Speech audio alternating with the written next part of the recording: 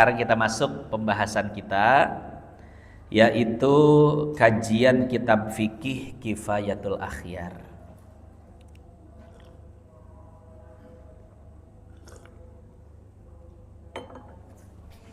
Bismillahirrahmanirrahim. Wa minha ay min arkanil haji, salah satu rukun haji al-wukufu adalah wukuf di Arafah. Li'annahu alaihi salatu wassalam amara munadiyan yunadi. Karena Rasul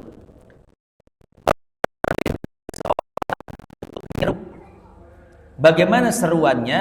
Al-hajju Arafah. Puncak haji adalah berkumpul di Arafah. Wa makna al-hajju Arafah ay mu'dhamu arkanihi.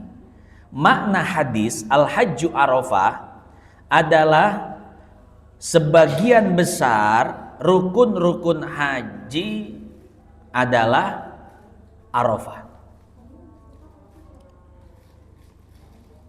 Kama taqulu mu'dhamur raq'ati ar-ruku. Sebagaimana engkau katakan bahwa dominasi rakaat adalah ruku. Wa yahsulul wukuf bihudurihi bijuz'in min Arafat. Wukuf di Arafah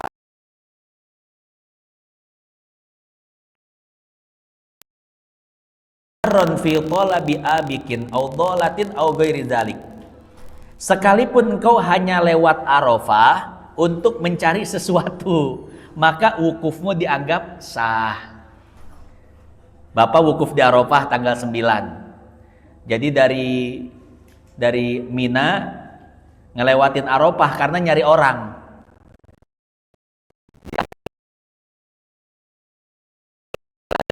Ya.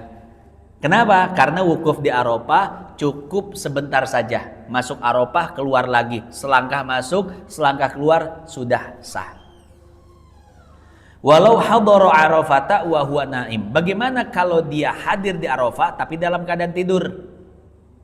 Bus datang, dia di dalam bus tidur. Masuk Arafah, sampai bus keluar lagi dia masih tidur. Ya.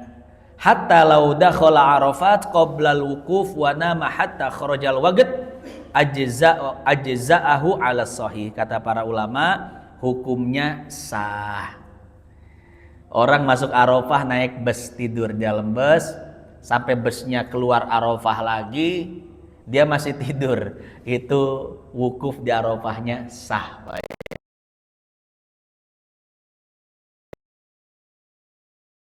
Taklif alaihi, alasannya karena orang tidur itu masih dianggap mukallaf.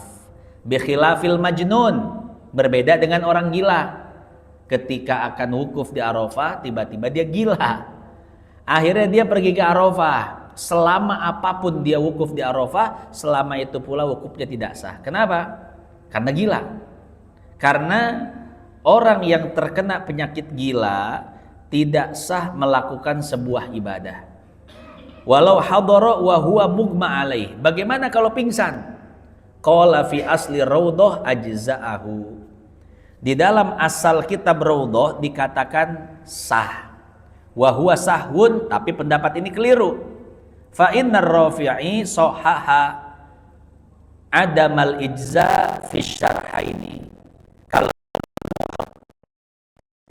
Rafi'i memvalidasi, mentashih bahwasanya pendapat yang benar dari dua kitab, orang yang pingsan di Arafah tidak sah wukufnya. Datang ke Arafah pingsan, sampai pulang lagi masih pingsan, tidak sah.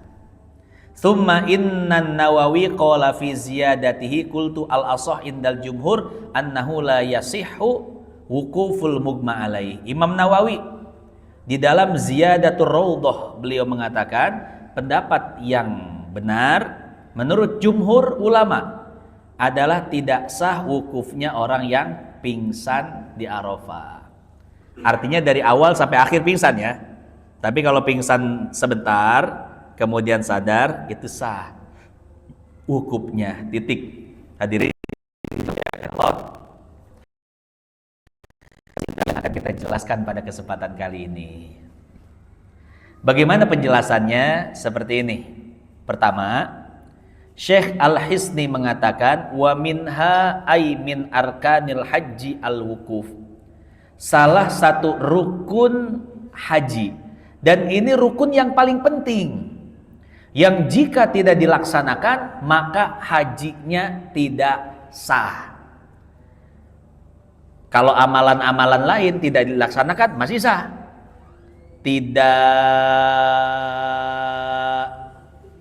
Tidak melempar jumroh masih bisa diganti dengan dam. Tidak mabit masih bisa diganti. Tapi tidak wukuf di Arafah maka tidak bisa diganti dengan apapun. Hajinya di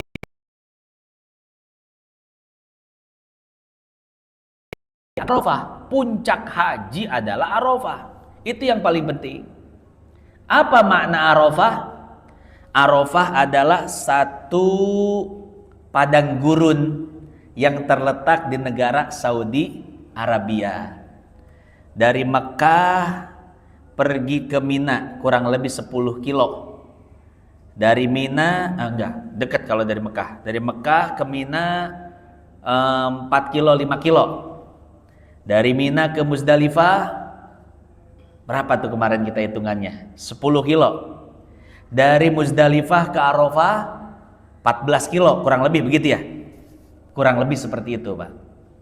Nah, jadi yang dimaksud dengan padang Arafah secara makna zahir, makna eksplisit adalah sebuah tempat berkumpulnya manusia. Di Mekah itu ada satu masjid, namanya masjid apa, Pak?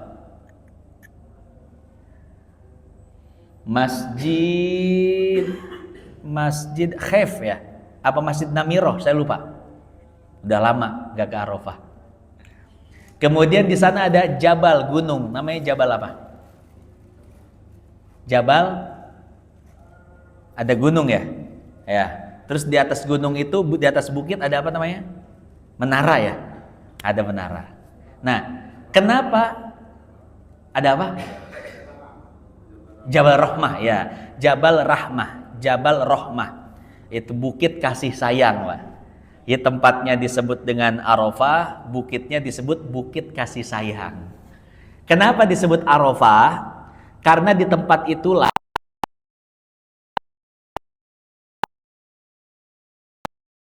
sebelumnya dipisahkan oleh Allah. Jadi kronologinya seperti ini, Pak. Ketika Nabi Adam dan Siti Hawa memakan buah khuldi, ya katakanlah buah khuldi ya, walaupun penamaan itu berasal dari iblis sebetulnya, ya. Iblis itu berkata kepada Adam, "Hai Adam, aku akan menasehatimu. Jika engkau memakan buah dari pohon ini, imma antakuna malakaini wa imma antakuna," saya agak lupa ayatnya. Jadi kata iblis begini, engkau bisa menjadi malaikat atau engkau akan hidup abadi. Hidup abadi namanya apa? Khuldi. Dari kata kholada yakhludu. Orangnya, fa'ilnya kholidun. Kholidun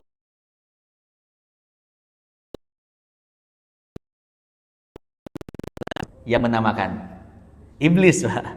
Buah keabadian, ya. Padahal kalau makan buah itu tetap nggak bakal abadi hidup. Semua sudah ditentukan oleh Allah Subhanahu Wa Taala masa dan usianya. Nah, ini Nabi Adam ditipu sama iblis. Adam, kalau engkau dan istrimu makan buah ini, engkau akan jadi manusia yang kekal abadi selamanya di dalam surga. Dan Allah tidak mau itu. Dirayu-rayu, Nabi Adam gak mempan. Kemudian iblis merayu Siti Hawa. Dasar perempuan gampang tergoda, Pak. Akhirnya Siti Hawa pun tergoda untuk memakan buah khuldi. Nah, kemudian dari Siti Hawa, baru Siti Hawa menggoda Nabi Adam. Jadi iblis itu untuk menggoda Nabi Adam tidak langsung. Karena kata Allah, inna kaida syaitan, tipu daya setan itu lemah. Yang kuat siapa? Inna kaidahunna azim. Yang kuat adalah tipu daya wanita. Makanya untuk menggoda Nabi Adam, iblis nggak langsung, tapi menggunakan Siti Hawa. Hawa enak, ajak Adam buat makan itu, ya MBG itu, bergizi gratis, ya ajak makan. Akhirnya Siti Hawa mengajak Nabi Adam, barulah di situ Nabi Adam mau, Pak. Artinya apa? Ajakan perempuan kan begitu dahsyat, Pak ya. Kalau ajakan setan lemah, bisa ditimpuk sama Nabi Adam. Itu iblis apa ditimpuk sama Nabi Adam, Pak? Ya, saking lemahnya. Tapi begitu Siti Hawa yang menggoda, yang mengajak, Nabi Adam terlena. Akhirnya keduanya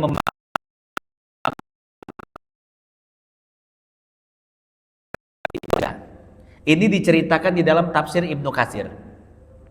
Ketika Nabi Adam diusir dari surga, maka Nabi Adam diturunkan di sebuah tempat, di sebuah pegunungan, namanya pegunungan Sarondib.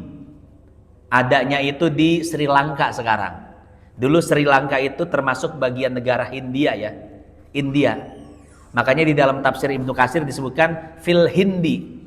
Nabi Adam diturunkan di India. Nah, secara daerah teritorial itu sekarang masuk ke negara Sri Lanka di pegunungan Sarondib. Ya, Nabi Adam diturunkan di sana. Sementara Siti Hawa diturunkan di Jeddah. Dulu Jeddah belum ada namanya, Pak. Baru sekarang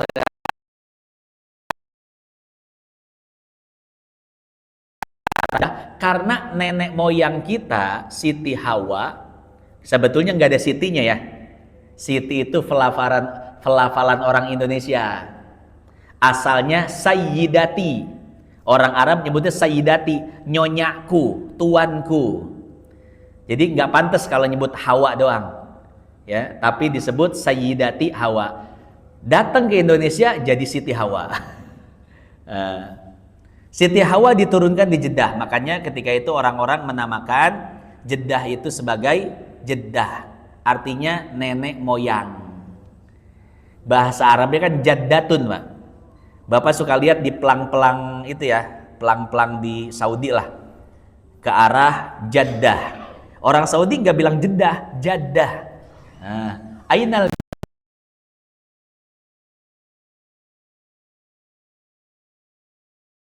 itu artinya nenek moyang perempuan. Jadi kenapa Jeddah disebut Jeddah? Karena nenek moyang kita manusia Siti Hawa itu diturunkan di Jeddah. Nah, sebetulnya kata Ibnu Katsir, yang diturunkan dari surga itu bukan cuma Nabi Adam dan Siti Hawa, tapi ada dua makhluk lagi. Siapa? Yang pertama itu yang ketiga yang ular, Pak. Kenapa ular ikut diturunkan dari surga? Karena wasilah si ular, karena perantara si ular ini, iblis bisa masuk lagi ke surga. Tadinya kan iblis diusir dari surga karena tidak mau sujud kepada Nabi Adam. Yang dimaksud sujud bukan sujud seperti gerakan kita sholat, bukan. Yang dimaksud sujud di dalam Al-Quran, ya, wa idh qulna lil malaikati isjudu li Adam. Yang dimaksud sujud adalah engkau memberi hormat kepada Adam dengan cara membukukan badan sedikit begini. Tuh, kasih hormat doang. Bukan seperti sujud saat posisi kita sholat. Itu disebutkan di dalam Al-Jami' li Ahkamil Quran karangan Imam Qurtubi, dan di dalam tafsir Jalalain pun disebutkan. Iblis diperintahkan oleh Allah untuk menghormati Adam, tidak mau. Akhirnya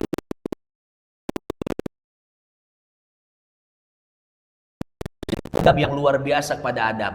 Masa saya doang yang diusir dari surga? Saya juga pengen Adam diusir dari surga. Dendam iblis. Akhirnya Pak, ketika Hayyah ini masuk ke dalam surga, si iblis menyelinap di perutnya. Jadi malaikat penjaga pintu surga tidak tahu kalau ada makhluk yang menyelinap. Wah, mungkin kalau divisualisasikan di kita Pak, mau masuk perumahan pejabat, itu perampok ngumpet di bawah mobil tuh. Nggak ketahuan sama penjaga pintu gerbang. Itulah yang dilakukan oleh iblis. Masuk ke dalam surga, akhirnya bisa menggoda Adam dan Hawa. Makanya selain Adam Hawa yang diusir dari surga si iblis dan Hayyah, ada 4 yang diusir.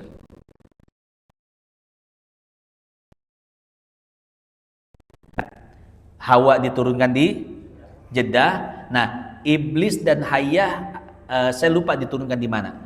Kalau nggak salah Hayyah itu di Isfahan, sekarang itu Iran. Kemudian iblis diturunkan di Suriah, tempatnya saya lupa. Ya. Nah, jadi seperti itu ya. Nah, ketika Nabi Adam dan Siti Hawa sudah lama berpisah, maka Allah memerintahkan Nabi Adam dan Siti Hawa untuk berhaji. Akhirnya mereka pun berhaji, dan ketika berwukuf di Arafah mereka ketemu tuh. Maka jadilah padang itu, padang pasir itu dinamakan dengan padang Arafah. Arafah sendiri artinya apa? Arafah ya'rifu, yang artinya itu kenal. Padang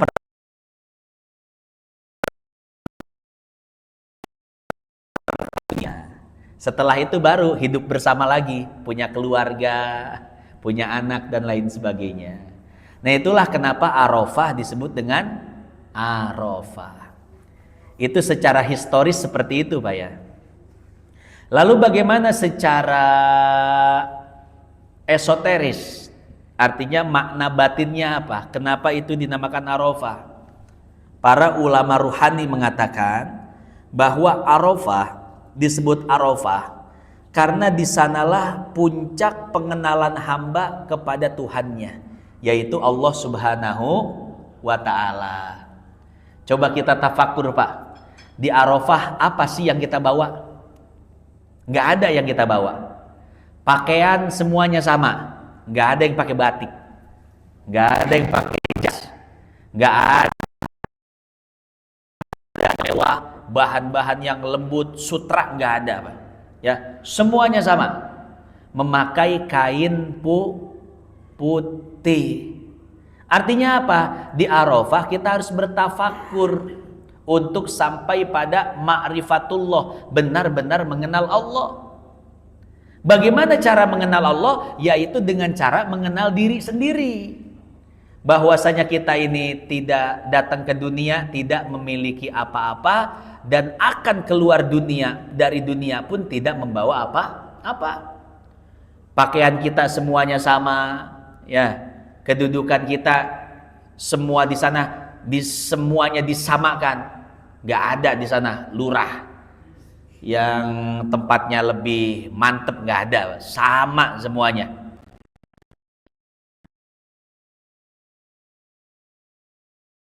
Mengenal posisi kita sebagai hamba Allah berarti kita sudah mengenal Allah. Man arafa nafsahu faqad arafa rabbah, kata para ulama. Barang siapa yang mengenal dirinya berarti dia telah mengenal Tuhannya. Tapi kalau belum kenal dirinya, maka selamanya dia tidak akan mengenal Tuhannya. Kita kalau pengen tapakur, Pak, sebetulnya siapa sih kita? Kita ini hanya makhluk yang tercipta dari air yang menjijikan. Air yang menjijikan itu namanya air mani. Tangan Bapak kena air mani dicuci atau enggak? Kenapa dicuci? Jijik, Pak. Kita ini berasal dari sesuatu yang menjijikan. Lahir dalam keadaan kotor, berlumuran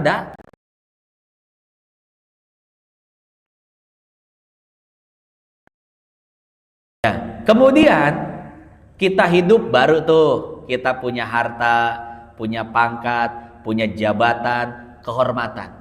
Di sana kita bisa tapakur. Ternyata semua yang Allah berikan ini cuma titipan. Buktinya apa? Ketika kita mati tidak ada satupun yang dibawa. Ketika mati pakai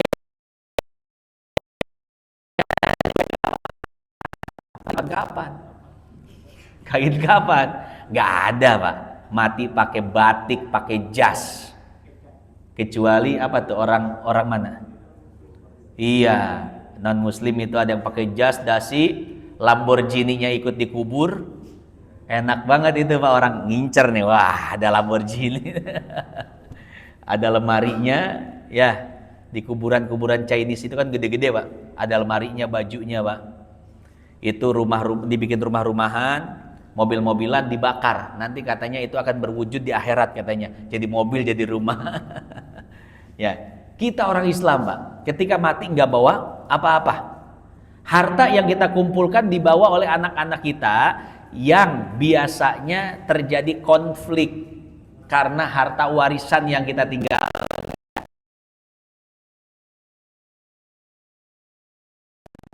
Iya, sibuk dengan harta warisan kita, nggak ingat sama kita, Pak. Sibuk sama harta warisan.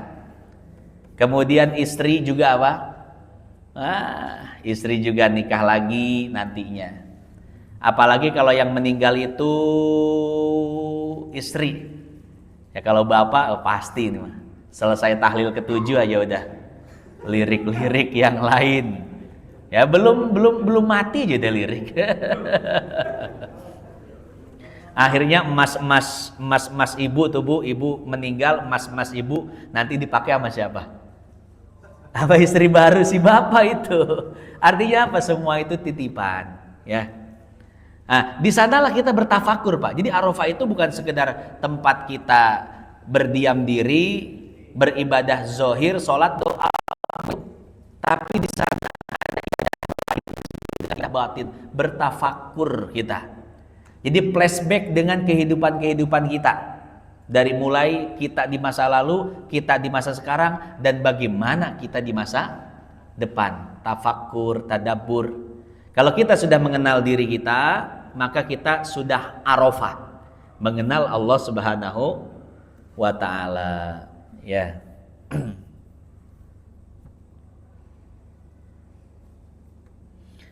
Pentingnya mengenal Allah itu apa, Pak? Penting ya? Pentingnya apa? Orang yang mengenal Allah Subhanahu wa ta'ala itu akan menjalani kehidupan dunia dengan baik, Pak.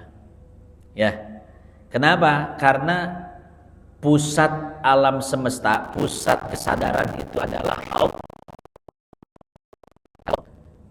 Kalau pusat kesadarannya adalah Allah, maka kita akan berbuat baik kepada hamba-hamba Allah yang lainnya dan berbuat baik kepada makhluk-makhluk Allah.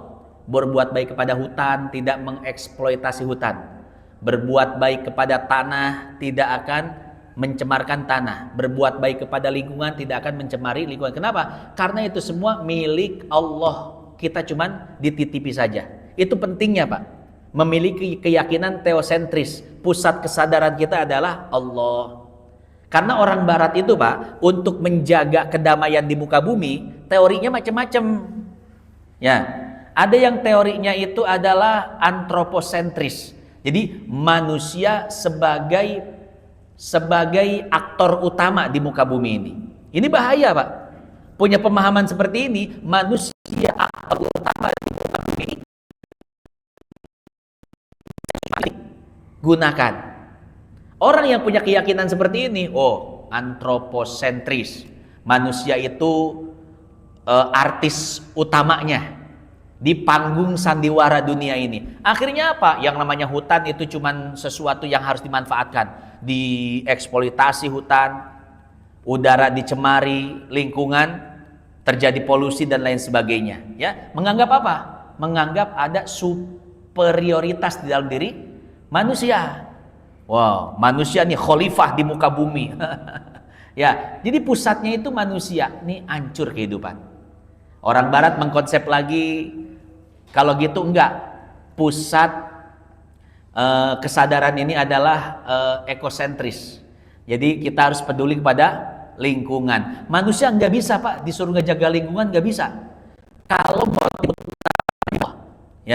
motif utamanya cuman menghargai lingkungan, nggak bisa. Kenapa? Sebagian manusia ada yang serakah, sebagian manusia ada yang jiwanya itu merusak, nggak bisa. Ya, maka yang paling efektif adalah kita mengarahkan kesadaran kita hanya kepada satu tujuan puncak tertinggi, yaitu Allah. Kalau semuanya sudah dikaitkan dengan Allah, maka semuanya akan menjadi baik, Pak. Kemarin saya sudah kasih contoh, bersedekah, Pak. Niatnya kasihan atau karena Allah? Yang betul itu karena Allah niatnya, jangan karena kasihan. Kenapa? Kalau kita bersedekah, kita bantu orang niatnya karena kasihan, karena kemanusiaan, antroposentris, maka ketika kita bermasalah dengan orang tadi, bisa jadi kita mengungkit-ungkit kebaikan kita kepada dia, karena orang itu tidak berbuat baik kepada kita. Jadi konsekuensinya kalau atas dasar kemanusiaan, kacau. Tapi kalau atas dasar Allah Subhanahu wa taala, kita berbuat baik karena Allah, ya sudah. Mau dia berterima kasih, tidak berterima kasih, kita karena pusatnya, karena orientasinya adalah Allah, pahala akhirat, ya sudah. Mau dia terima kasih, tidak terima kasih, kita tidak akan mengungkit-ungkit kebaikan kita, karena kebaikan kita merasa sudah dicatat oleh Allah. Itu pentingnya, Pak. Pentingnya memusatkan kesadaran kita hanya kepada Allah. Berbuat baik kepada manusia karena Allah yang memerintahkan. Menjaga lingkungan karena Allah yang memerintahkan. Menjaga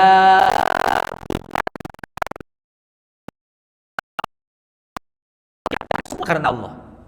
Maka akan terwujud sebuah kedamaian, ketentraman dan lain sebagainya. Itu pentingnya kita bertafakur di Arafah. Jadi pulang dari Arafah itu sudah kesadaran kita sudah paripurna, kesadaran terhadap hak-hak Allah. Jadi kita beribadah kepada Allah, kesadaran terhadap lingkungan, kesadaran terhadap keluarga, saudara, semuanya, Pak. Kita menyadari hal-hal tersebut. Itu hasil dari kita wukuf di Arafah. Nah, jadi pulang dari Arafah itu benar-benar ada perubahan besar dari diri kita dan akhlak kita. Ya, ada kesadaran besar yang kita bawa dari Arafah dan kita bisa praktekkan sehingga menjadi manusia-manusia yang itu secara ruhani batinnya seharusnya haji itu seperti itu. Kenapa kok haji mabrur balasannya surga? Karena tadi penjelasannya, Pak. Dia pulang membawa kesadaran yang luar biasa. Sudah tidak akan berbohong lagi, tidak akan berbuat curang lagi, tidak akan korupsi lagi. Karena sudah apa? Dapat Arafahnya. Nah, tapi kalau pulang dari haji masih tetap korupsi, masih tetap bermaksiat pada Allah. Haji secara zahir sah, tapi Arafahnya nggak dapet. Al-hajju Arafahnya itu nggak dapet. Nah, kurang lebih seperti itu. Ya. Kemudian permasalahan di Arafah tadi sudah dijelaskan. Bahwasanya wukuf di Arafah cukup sebentar. Kalau keadaan tidur, kalau keadaan mencari seseorang, ketika dia berada di Arafah, walau sebentar, maka wukufnya sah. Kecuali dia dalam keadaan gila dan pingsan, maka wukufnya tidak sah. Titik. Sampai situ, wallahu a'lam bishawab. Hadirin jamaah yang dimuliakan Allah, itu saja yang dapat saya sampaikan. Mudah-mudahan yang sedikit ini manfaat. Seperti biasa, sebelum ditutup barangkali ada yang ingin bertanya.